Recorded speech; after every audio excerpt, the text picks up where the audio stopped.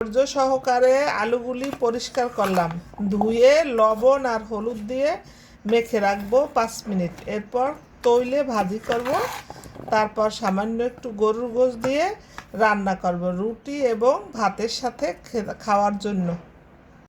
এবার ভাজি করে নিয়ে আসলাম ভাই বোনেরা, দেখেন ছোট আলু কত ধৈর্য সহকারে ছোলার পর ধুয়ে পরিষ্কার করে হলুদ মরিচ মাখার পর এবার ভাজি করলাম।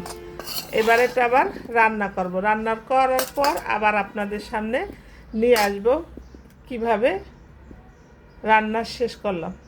এবার রান্না করলাম সামান্য একটু গরুর গোশত ছোট ছোট করে টুকরো করে ভুনা করার পর এবার সেই আলুগুলি আবার ছেড়ে দেব। আলুগুলি ভালোভাবে কষিয়ে ঝোল দিব গরম পানি। আমি সবসময় তরকারিতে ঠান্ডা পানি দেই না, যে কোনো তরকারিতে পানিটা গরম করে দেবেন।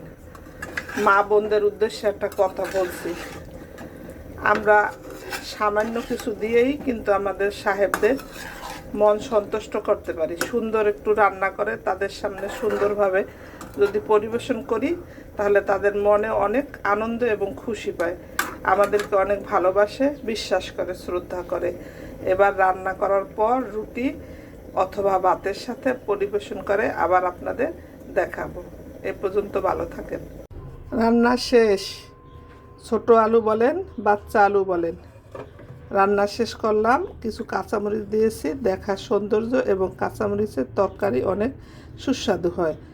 এবার আমি যখন খাবো রুটির সাথে, তখন আবার গরম করব, তখন দেখবেন ঝোল আরেকটু কমে গেছে, আলু খুব সুন্দর সেদ্ধ হয়েছে।